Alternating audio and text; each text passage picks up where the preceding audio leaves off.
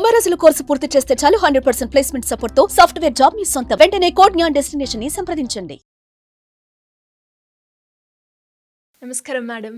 నమస్తే అమ్మా. మేడం, యాక్చువల్గా ఒక రియల్ ఇన్సిడెంటే, అంటే మా ఇంటి పక్కన జరిగిన సంఘటన ఈరోజు నేను మీకు యాజ్ ఎ సైకాలజీ పరంగా మనం ఎలా చూడాల్సిన అవసరం ఉంది అని అనిపించింది నాకు. వాళ్ళ అమ్మాయి 11 ఇయర్స్ ఉంటుంది. 11 ఇయర్స్ ఉన్న అమ్మాయి మెచ్యూర్ అయింది, కానీ అది వాళ్ళ మదర్కి కమ్యూనికేట్ చేయలేదు. అలా 2 times, అంటే ఫస్ట్ టైం అలానే చేసింది, సెకండ్ టైం కూడా అలానే చేసింది. అంటే పేరెంట్స్ వైపు నుంచి కావచ్చు, పిల్లల వైపు నుంచి కావచ్చు, దీన్ని ఎలా మనం చూడాల్సిన అవసరం ఉందంటారు మేడం? సిరి, మీరు అడుగుతుంటే నాకు పర్సనల్గా కౌన్సిలింగ్కి వచ్చిన వాళ్ళు ఉన్నారు ఇలాంటి విషయం మీద.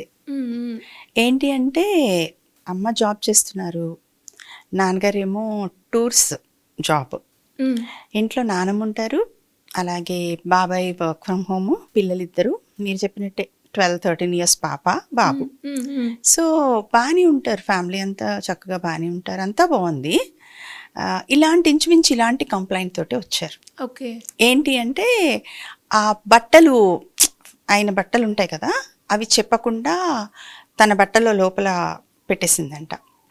సరే ఒక్కసారి చూశారు, ఇంట్లో వాళ్ళందరూ చెప్పారంట అలా చేయకూడదు.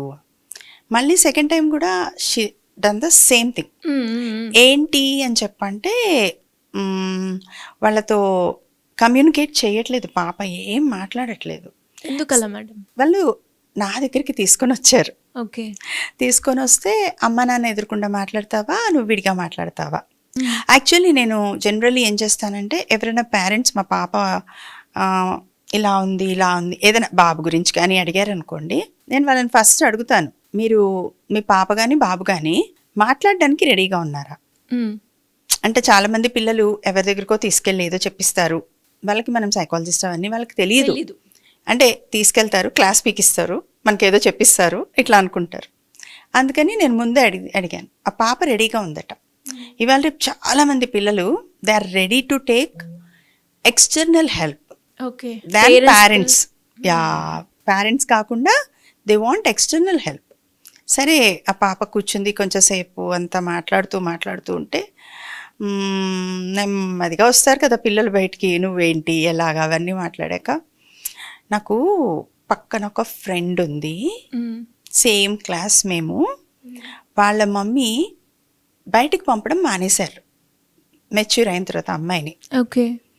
సో నన్ను కూడా మా మదర్ పంపరేమో ఇంట్లో తెలిస్తే అని చెప్పింది.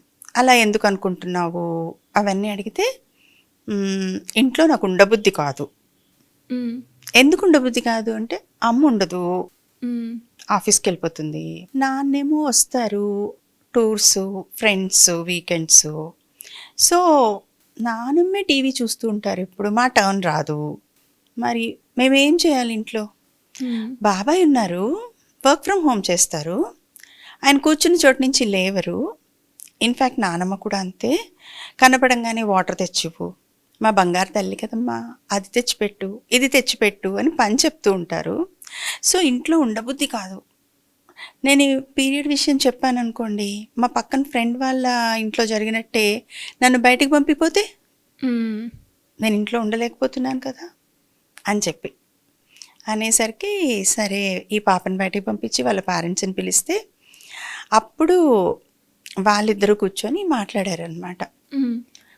జాబ్ అంతా ఇదివరకు చేయలేదండి నేను, ఇప్పుడు నాకు ఎక్స్పోజర్ కావాలి లైఫ్లోని, నేను స్టార్ట్ చేశాను అని ఆవిడ. అతనేమో, మీరు చెప్తుంటే అర్థమైంది మేడం, పిల్లలతో ఎక్కువ టైం స్పెండ్ చేయాలి, ఇంట్లో ఎట్లాంటి వాతావరణం ఉందో, పెద్దవాళ్ళు ఉన్నారు కదా, పర్వాలేదు కదా, టైంకి అన్నీ జరుగుతున్నాయి కదా అని అనుకున్నాను ఇన్నాళ్ళు. నేను ఇప్పుడు అర్థమైంది నాకు, నేను ఎక్కువ టైం మా పిల్లలతో స్పెండ్ చేయాలి ఖచ్చితంగా అని అంటే ఇక్కడ మళ్ళీ ఇంకో పాయింట్ ఉంటుంది. ఈ పాయింట్స్ అన్నీ మేము ఎలా మాట్లాడగలం అంటారు. అంటే పేరెంట్స్గా యూ హ్యావ్ టు గ్రో. ఇప్పుడు పాపకి 1 year ఏజ్ అనుకోండి, you are 1 year old mother. పాపకి 2 years అనుకోండి, you are 2 years old mother. కాబట్టి మీరు కూడా అమ్మగా పెరుగుతున్నప్పుడు మరి మీరు కూడా కొత్త విషయాలు తెలుసుకోవాలి, వాళ్ళకి ఎలా చెప్పాలి అనేది అర్థం చేసుకోవాలి, వాళ్ళకి దాని పట్ల అవగాహన కల్పించాలి. ఇవన్నీ చేయాలి కాబట్టి spend more time with kids. ఎక్కువసేపు వాళ్ళతో ఉండండి, వాళ్ళతో ఇంటరాక్ట్ అవ్వండి, ఇంట్లో ఏం జరుగుతుందో చూడండి, వాళ్ళ ఆలోచనలు ఎలా ఉన్నాయో చూడండి. పాప అంతమంది ఉంటే మనం ఏమనుకుంటాం, జనరల్లీ అందరూ ఉన్నారు కదా ఇంట్లో, ఏమైంది అని అనుకుంటాం. సో మరి ఆ పాప అలాంటిది ఇంట్లో ఉండబుద్ధి కావట్లేదు నాకు.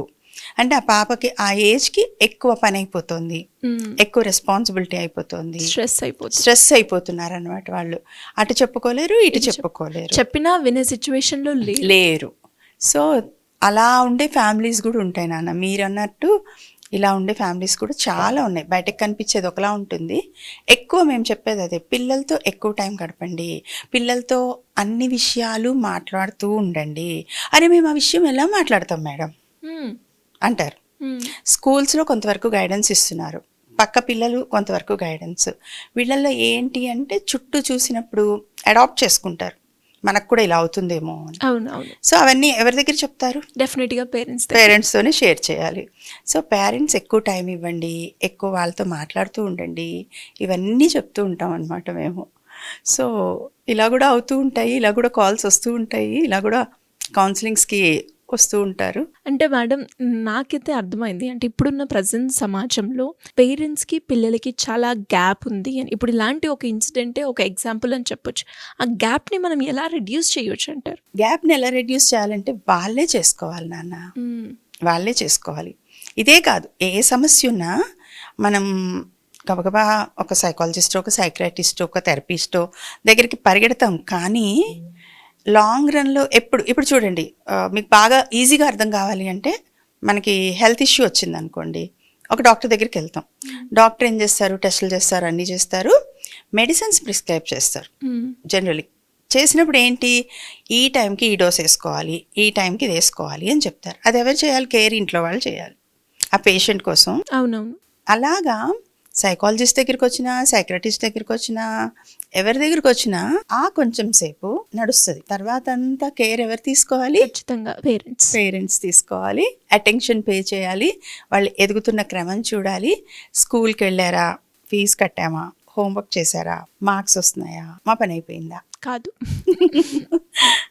సో అన్నది మీరు చెప్పినట్టుగానే అదొక్క లాజిక్ అందరూ కూడా అర్థం చేసుకోవాలి. పేరెంట్స్ ఎస్పెషల్లీ, అంటే కొన్ని సందర్భాల్లో పిల్లలు కమ్యూనికేట్ చేస్తారు, చేయరు, కానీ ఆ గ్యాప్ని కనుక పేరెంట్స్ ఫిల్ చేస్తే ఖచ్చితంగా వాళ్ళు వచ్చి ఎక్స్ప్రెస్ చేయడానికి చాలా స్కోప్ ఉంటుంది. వాళ్ళు వచ్చి వీళ్ళతో ఏదైనా మాట్లాడగలగాలి. అక్కడ వాళ్ళు కనుక ఆ ఛాన్స్ ఇస్తే కనుక డెఫినెట్లీ ఇలాంటివి అవ్వకుండా ఉంటాయి అన్నమాట. బయట వాళ్ళ దాకా అవసరం రాదు. ఎస్. అండ్ ఇందులో మనం అబ్జర్వ్ చేయాల్సింది, థర్డ్ పర్సన్ ని ఇంకెక్కువగా నమ్మే సిచ్యువేషన్ లో ఉన్నారు పిల్లలు. సో ఆ ఛాన్స్ ని కూడా మనము అవాయిడ్ చేసినట్టు ఉంటుంది. అంటే ఇక్కడ ఏమవుతుందంటే రియల్ గా పెద్ద పెద్ద ప్రాబ్లమ్స్ ఉన్నప్పుడు డెఫినెట్లీ సైకాలజిస్ట్ అండ్ హెల్ప్ కూడా అవుతుంది, అది సాయం కూడా అవుతుంది. అది కానీ ఇలాంటి విషయాలకు కూడా పరిగెత్తుకుని వచ్చే సిచ్యువేషన్స్ ఏర్పడుతున్నాయి అన్నమాట. Yes madam. Yeah, anyways great. Thank you so much. Welcome మా. సుమన్ టీవీలో మీ పర్సనల్ అండ్ బిజినెస్ ప్రమోషన్స్ కోసం కింది నెంబర్కి కాంటాక్ట్ చేయండి.